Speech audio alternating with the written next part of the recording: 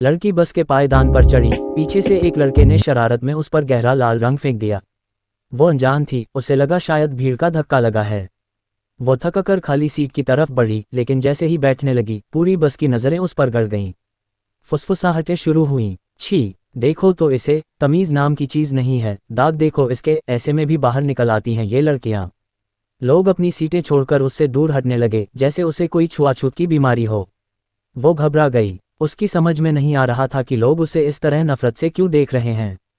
उसने पास खड़े एक लड़के से मिन्नत की, भाई साहब क्या हुआ, सब मुझे ऐसे क्यों देख रहे हैं, क्या आप मेरी मदद करेंगे। उस लड़के ने झटक कर अपना हाथ पीछे खींच लिया और मुंह फेर कर बोला, दूर रहो मुझसे, गंदा कर दोगी मुझे भी, शर्म नहीं आती। उसकी आंखों में आंसू आ गए। उसे लगा शायद कोई औरत उसका दर्द समझेगी। उसने पास बैठी एक लड़की की तरफ उम्मीद से देखा और कहा, दीदी प्लीज़, क्या आपके पास रुमाल या पानी है, मुझे समझ नहीं आ रहा सब चिल्ला क्यों रहे हैं।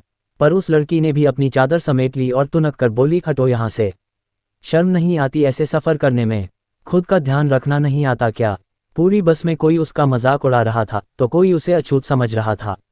वो अकेली खड़ी रो रही थी, लेकिन जब उसकी नज़र खुद पर पड़ी तब उसे समझ आया कि वो तो बस लाल रंग था, पर उस रंग से ज़्यादा गहरा और गंदा रंग तो वहाँ बैठे लोगों की मानसिकता का था।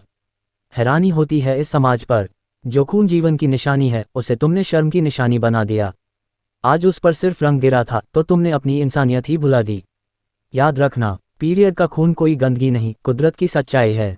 और अगर तुम एक बेबस लड़की की मदद करने के बजाय उसका मजाक उड़ा रहे हो तो यकीनन बीमार वो लड़की नहीं, तुम्हारी सोच है। अगली बार किसी के कपड़ों पर दाग देखो तो अपनी नज़र